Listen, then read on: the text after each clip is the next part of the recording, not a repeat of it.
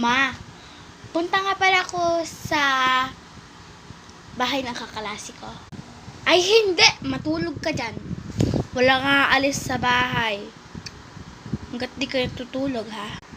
Mami, gagawa kasi kami ng project. Bukas na namin papasa. Tapos, may pinapagawa pa sa amin si teacher. 4 ba yung project na yun na globo? Ang dami yung pinapagawa eh. Talaga ba yan?